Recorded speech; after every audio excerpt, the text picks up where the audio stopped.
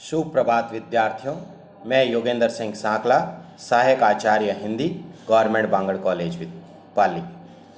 विद्यार्थियों, हमने पिछले वीडियो के अंतर्गत कबीरदास के पदों का अध्ययन किया था, जिसमें से हमने 4 पदों के संबंध में उसका व्याख्यात्मक अध्ययन किया। आज हम मध्यकालीन कविता पाठ के इसी पद्य भाग के अंतर्गत हम उनके 5वें पद के विषय में विस्तार पूर्वक अध्ययन करेंगे। तो हम देखते हैं कि कबीरदास जी का जो 5वां पद है वह क्या है। इन्होंने इस पद के अंतर्गत जो बात दर्शाई गई है वह बात एक इस रूप में दर्शाई है कि मानव जो है वह चेतना के स्वरूप में पूर्ण रूप से उस परब्रह्म परमात्मा का निवास स्थान होता है, और जब तक उस मनुष्य को उस चेतना स्वरूप के अंतर्गत उस परब्रह्म परमात्मा का ज्ञान नहीं होता, तब तक वह माया मोहों के अंधकार में भटकता रहता है। लेकिन जैसे ही उस चैतन्य स्वरूप के सहज अनुभूति का साक्षात्कार हो जाता है, तब वह उस परब्रह्म परमात्मा की प्राप्ति कर लेता है। इसी अनुभूति के साक्षात्कार का वर्णन उन्होंने अपने इस पद के अंतर्गत किया है। तो उन्होंने क्या कहा है? मैं अपने में रंगी आपनो जानू, जिही रंगी जाहनी ताही को मानू, अभी अंतरी मन रंग समाना, लोग कहे कबीर बोराना, रंग न चीने मूर्खी लोई, जिही रंगी रंग रहा सब कोई, जे रंग कबहु न आवे न जाई, कहे कबीर तिही रहा समाई, 64 दिवा जोई करी 14 चंदा माही, तिही घर कीनो चानिणो, जिही घर गोविंद नाही, सदगुरु मिलिया त का भैया, जे मन पाड़ी भाल, पासी बिंठा कपड़ा क्या करे बिचारी चोल, चौपड़ी मांडी चौहटे अरद उरद बाजार, कहे कबीर राम जन खेलो संत विचार। तो हम देखते हैं कि इस पद के अंतर्गत कबीरदास जी ने जो है वह उस परब्रह्म परमात्मा के साक्षात्कार के स्वरूप का उद्घाटन किया है, और अपने इसी शब्द के अंतर्गत उन्होंने इस बात को स्पष्ट करते हुए कहा है। तो कबीरदास जी क्या कहते हैं? अपने में रंगी आपनो जानू, यानी अपने अपने यानी स्वयं में है, यानी स्वयं के आत्मा में है। अपना आपन पो का मतलब होता है आत्मस्वरूप को, ठीक है ना। मैं रंगी आपन पो जानू। कबीरदास जी कहते हैं कि मैं आत्मस्वरूप में तन्मय और अंतर्मुखी होकर के मैं अपने वास्तविक आत्म तत्व को जान पाता हूँ। जी रंगी जानी ताही को मानू, कि उस अनुभूति या प्रेम रंग में मुझे अपने जिस स्वरूप का साक्षात्कार हुआ है उसी को परम तत्व का प्रणाम मानता हूँ। यानी कि जिही रंगी, यानी कि जिसके रंग के अंतर्गत मैं रंग गया हूँ, ताही को मानूं, और मैं उसी को क्या है मानता हूँ, और उसी परब्रह्म परमात्मा को मैं प्रणाम भी करता हूँ। अभी अंतरी मन रंग समाना, कि वह जो प्रेम रंग है वह पूर्ण रूप से मेरे हृदय में समा गया है। अभी अंतरी मन रंग समाना, कि वह परब्रह्म परमात्मा का जो रंग है वह मेरे अंतर्मन में समा गया है। लोग कहे कबीर बोराना, भले ही चाहे मेरे इस प्रकार से उस परब्रह्म परमात्मा में रंग जाने के कारण से लोग चाहे मुझे क्या कहे कि कबीर तो पागल हो गया है। रंग न चीने मूर्खी लोई, कि जो इस परब्रह्म परमात्मा के रंग को नहीं पहचान सकता, यानी उसके वास्तविक स्वरूप को जो लोग नहीं पहचानते, मूर्खी लोई, वे लोग तो क्या है मूर्ख हैं, जो कि उस परब्रह्म परमात्मा के वास्तविक स्वरूप और प्रेम रंग का जिन्हें ज्ञान नहीं है। जी रंगी रंग रहा सब कोई, और जब उस रंग में संपूर्ण संसार रंगा हुआ है, जबकि सारा संसार जो है उसी रंग में क्या है, जी रंगी रंग रहा सब कोई, और उसी परब्रह्म परमात्मा के रंग में सारा संसार रंगा हुआ है।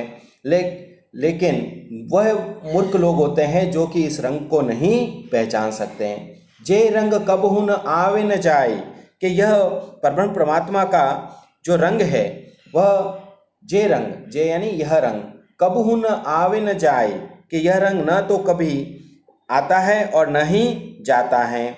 यह तो पूर्ण रूप से हमारे अंतर्मन में ही और उस परब्रह्म परमात्मा के वास्तविक साक्षात्कार ज्ञान से ही वह प्राप्त होता है। कहे कबीर तिहि रहा समाए, कबीरदास जी कहते हैं कि वह परब्रह्म परमात्मा का जो रंग है वह तो सदैव हमारे हृदय में समाया हुआ है, वह सदैव हमारे अंतर्मन में समाया हुआ है। 64 दीवा जोई करी 14 चंदा माही, कबीरदास जी कहते हैं कि 64 कलाओं को ज्योति कर या जला करके और 14 कलाओं या 14 विद्याओं का प्रकाश फैलाकर जहाँ ज्ञान का आलोक फैलता है या जिस घर में प्रकाश होता है, कि 64 दीवा जोई करी, कि 64 प्रकार की कलाओं की ज्योति को जलाकर 14 चंदा माही और 14 प्रकार के विद्याओं का ज्ञान या प्रकाश फैलता है और उस प्रकाश से ती घर किसको चांदनो जी घर गोविंद नाही, के उसके घर में ही उस परब्रह्म परमात्मा का निवास स्थान होता है। ती घर किसको चांदनो, के उसके घर में ही प्रकाश या उजाला हो सकता है। बाकी जिन लोगों के हृदय में उस परब्रह्म परमात्मा का जिसको ज्ञान नहीं है, उन 14 विद्याओं का या उन 14 कलाओं का जिनको ज्ञान नहीं है, वहाँ पर उस परब्रह्म परमात्मा का उसको ज्ञान नहीं होता। तो इसलिए कहा है कि जी घर किसको चाननो जी घर गोविंद नाही, कि जिसके घर में वह परब्रह्म परमात्मा नहीं है। अब आगे कहा है कि सतगुरु मिलिया त का भया जे मन पाड़ी भोल, कि यदि हमें कोई सच्चे गुरु मिल भी गए परंतु यदि मन में हमारे अज्ञानता या भ्रम पड़ा हुआ है, मन पाड़ी भोल, भोल का मतलब होता है भ्रम, यदि हमारे अंतर्मन में भ्रम या अज्ञान पड़ा हुआ है तो कोई फायदा नहीं है, चाहे सच्चा गुरु ही क्यों नहीं मिल जाए तो उससे हमें कोई लाभ होने वाला नहीं है।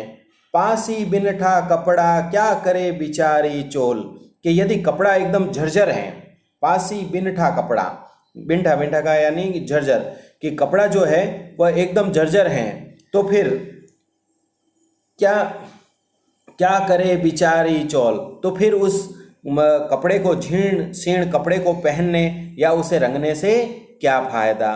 तो इसी प्रकार से यदि आपके अंतर्मन में उस परब्रह्म परमात्मा के प्रति आस्था या विश्वास नहीं है और फिर यदि उस परब्रह्म परमात्मा रूपी वस्त्र को धारण भी कर लेंगे तो उससे कोई फायदा नहीं है। आगे कहते हैं कबीरदास जी, चौपड़ी मांडी चौटे अरद उरद बाजार, कबीरदास जी कहते हैं कि चौपड़ नामक खेल की बिसात बिछी हुई है। चौपड़, जो चौपड़ का खेल होता है ना, तो वो चौपड़ की खेल की बिसात बिछी हुई है। अरद उरद बाजार, और उसके चारों ओर ऊपर नीचे बाजार के भावों की क्या है, गर्मी और नरमी है। अरद उदर का मतलब होता है इधर उधर, ऊपर नीचे आगे पीछे सभी स्थानों पर क्या है, बाजार के भावों की गर्मी चढ़ी हुई है। ठीक है ना। कहे कबीर राम जन खेलो संत विचार, इसलिए कबीरदास जी कहते हैं कि हे संत लोगों, तुम विचार पूर्वक करके, विचार और विवेक पूर्वक जो है उस परब्रह्म परमात्मा के इस खेल को खेलो, तो ऐसा व्यक्ति भगवान का क्या होता है, प्रिय होता है। जो व्यक्ति सभी प्रकार से संसार रूपी चौपड़ पर जीवन का खेल विवेकपूर्ण खेलने वाला ही सच्चा भक्ति करने वाला व्यक्ति होता है और वही उस परब्रह्म परमात्मा को प्राप्त कर सकता है। कबीरदास जी ने अपने इस पद्य के माध्यम से यही स्थिति बताई है कि मनुष्य को अपनी चेतना के स्वरूप का सहज ज्ञान हो जाना चाहिए और सहज ज्ञान होने पर ही उस परब्रह्म परमात्मा के आत्मा साक्षात्कार की अनुभूति उसे हो सकती है। उसके बिना उसे उस आत्मज्ञान की संतुष्टि नहीं हो सकती। इस पद के यदि विशेष के रूप में यदि हम बात करें तो इस पद के विशेष के अंतर्गत यदि हम देखें तो सबसे पहले प्रतीकों का बहुत ही अच्छा चित्रण किया गया है, जैसे रंग, 64 दीवा, 14 चंदा, चौपड़ी आदि ऐसे प्रतीकों का प्रयोग किया गया है जिसके माध्यम से एक संत कवि को और उसकी चेतना को पूर्ण रूप से जागृत करने का प्रयास किया गया है। उसके साथ साथ कबीरदास ने आत्मबोध का भी और प्रेम की भक्ति की भी व्यंजना इसके अंतर्गत प्रकाशित की हैं।